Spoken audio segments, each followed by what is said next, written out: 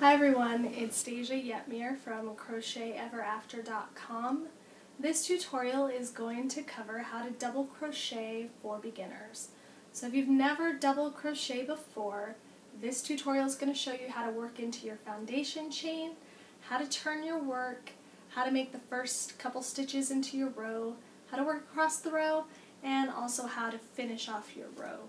So if you're learning from a book and you're getting a little confused on where to place your stitches, this tutorial is going to show you everything. If you only need a tutorial on maybe just the beginning of the row or the end of the row, I have those broken up so you can just watch that real fast and get going. Otherwise, if you've never done double crochet before, this tutorial is going to cover everything. So let's get started. Okay, we are going to start double crocheting now from the very beginning. I've already put a slip knot on my hook. I have the tail short so you can see it in the picture, otherwise I'd make it much longer for weaving in. But I'm going to chain 12 so that I can make 10 double crochets. And I'll explain that as I go, why I'm only getting 10 double crochets out of 12 chains. So as I work my chains, I yarn over, I twist my hook pointing down towards my stitch to slide easily through, and then I push my loop to my shaft, and that gives me even, consistent foundation chains. And you'll see that I hold on to my loop as I yarn over, and that's just so my foundation chain doesn't come with me. And then when I go to pull my loop through, I grab my foundation chain to keep it steady. So I turn and I do all those things at once to create each foundation chain. So let's see how many I have so far. I have 1, 2, 3, 4, 5, 6, 7, 8, 9. So I'm going to do 3 more. 1, 2, and 3.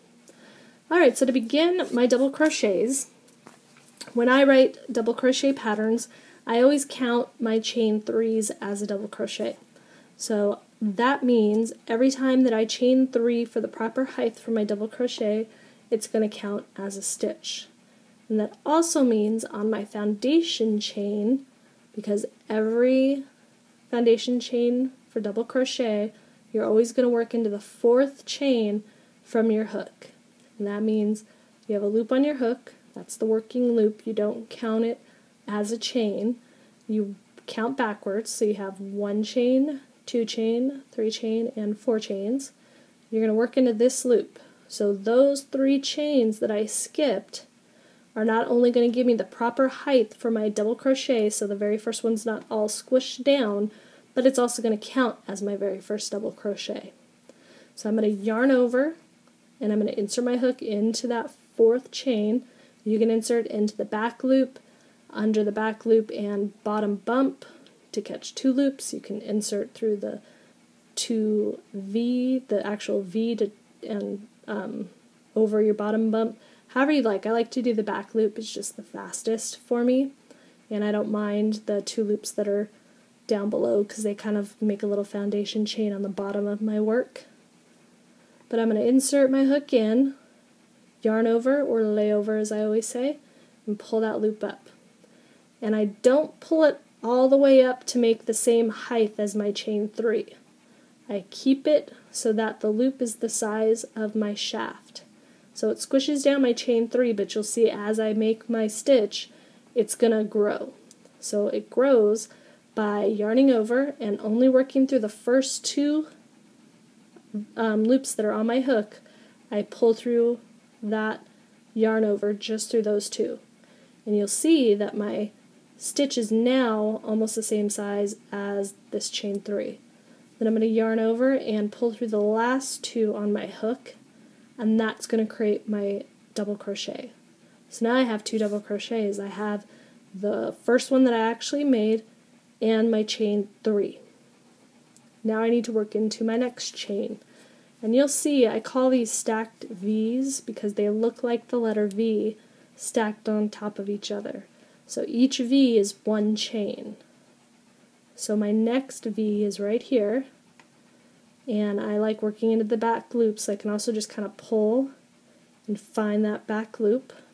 You always yarn over before you insert your hook for double crochets.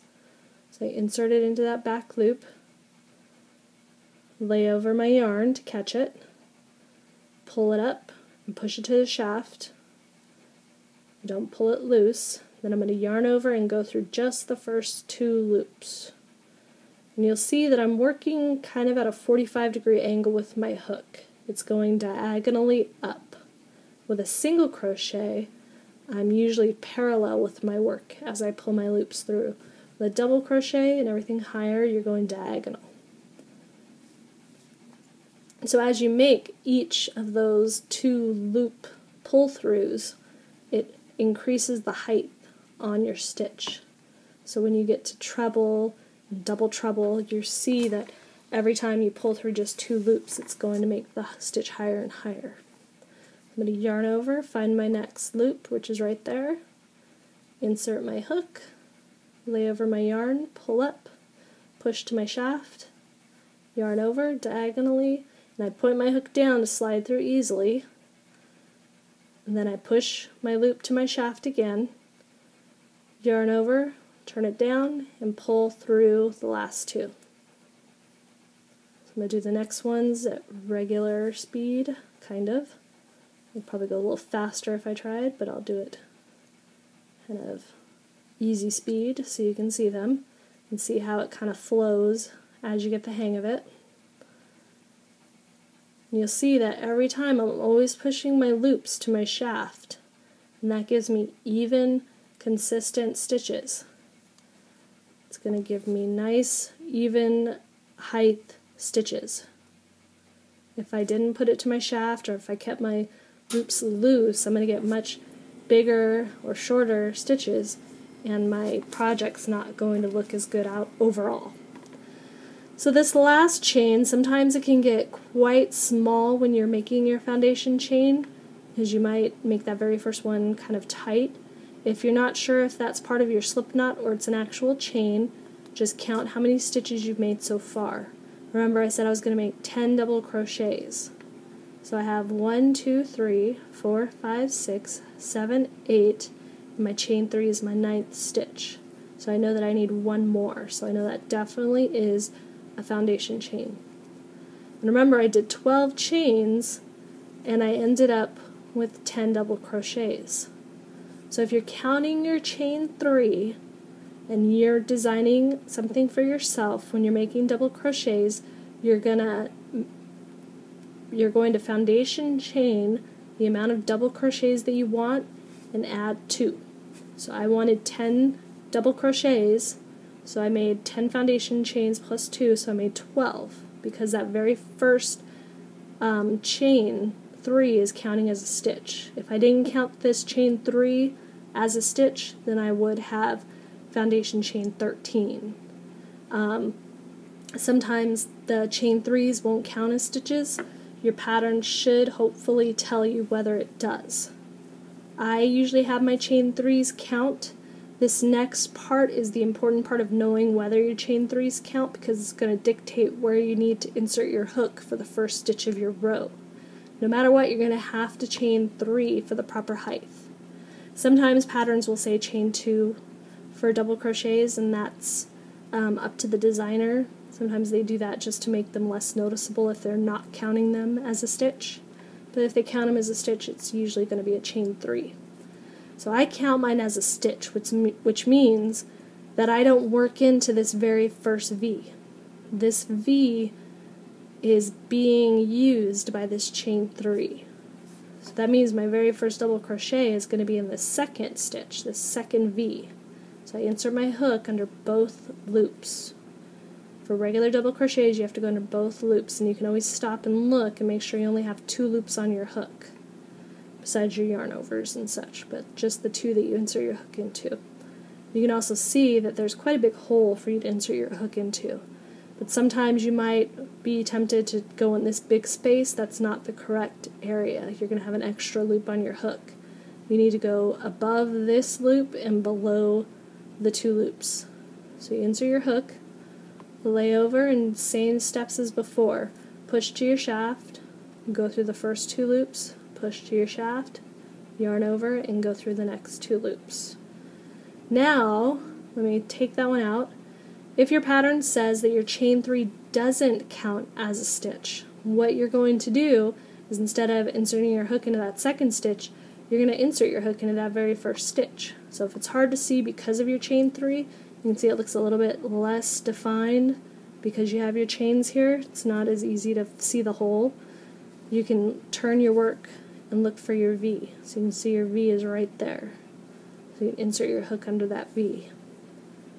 So if your chain 3s do not count as a stitch, this is where you need to begin your first double crochet. And this chain 3 is going to just kind of bubble out. That's why I like to count it as a stitch, because I think it's not quite as good looking with that big bubble on the end of your row, because it's only going to be on one side of your row. So I'm going to pretend that our chain 3 counts. So I'm going to go into this next stitch, and I'm going to do my double crochet. So as you work, you can pull on your stitches to find where your next stitch goes, or you can turn and look for your V's to find where your next stitch is. On dark yarn, if you're crocheting with black yarn, it can be difficult to see your stitches, so you want to work in bright light. But that can help you if it's difficult to see. Look for your V's to find them. Bulky yarn's really good to use when you're first learning, because all of these spaces, all of these holes are much larger. Everything's much more pronounced. So I always recommend bulky yarn to learn. So as you work across, you're going through both loops. So when you're reading a pattern, it'll say insert your hook under both loops, and that just means under the entire V. If you're doing a back loop only or front loop only project, then you're only going to go under one loop. But most double crochets are going to be under both loops. Then, when you get to the end of your row, you have to remember if your chain 3 counts as a stitch, because you need to know this to figure out if you need to work into it. So because my chain 3 counts, I have 2 more stitches left. And even though it may only look like 1, because you only see one really defined V, but I can stop if I'm not sure and count how many stitches I have. I should have 10. So I have 1, 2, 3, 4, 5, 6, 7, and then I have 8, which is my chain 3. So I should have 2 more stitches. And that is my chain 3. So I'm going to do my double crochet, my 9th one here. And then my 10th one is going to go into this chain 3. You can insert your hook kind of wherever you want. You can turn to find your actual V's, or you can insert your hook just right here where you're at. I like to catch 2 loops when I work into these chains, and I'm going to show you why. So I'm going to do one with 2 loops so you can see. You can see it kind of just works as, it looks more like a normal double crochet now. If I were to work under just one of the loops of the chain, you can see that it creates kind of a big hole here. It pulls all my chains, it squishes them down a little bit and makes this really big hole. So I try to catch 2 loops when I work into a chain. Whatever 2 loops you can grab is fine. It's not that important. But you're always going to work into that top of the chain 3. Now, if my chain 3s did not count as a stitch, I would leave that unworked. This actual last double crochet would be the last stitch of the row. I would still have 10 because at the beginning of my row, I would have double crocheted into that very first stitch. So if I counted, I would still have 10. So depending on if you're counting your chain 3s as stitches, is going to tell you what your last stitch of your row is going to be. So make sure that you know so that you don't lose your stitches, because you can end up losing stitches very easily by not working into that chain 3. And then you're going to turn your work in chain 3 and continue working across. And what you can do at the end of your project, depending on what you're making, if you're making clothes and you're going to seam it, you're going to be using this first stitch of every row as part of your selvage. If you're a sewer, that's going to be caught in your seam and you're not going to see it. If you're making your beginner and you just want to make a scarf out of double crochet, just work all the way up and then you can put an edging around the entire thing. You can do single crochets to hide the skinny chain 3s if you want. So if you're doing double crochets, you can do 2 or 3 into each double crochet in each row, depending on how tight you crochet, because everybody crochets differently. You might have really tight double crochets or really loose. Don't worry about it. Just adjust your hook if you're actually trying to match the gauge of a design in a pattern. But that is how you're going to double crochet from the very beginning.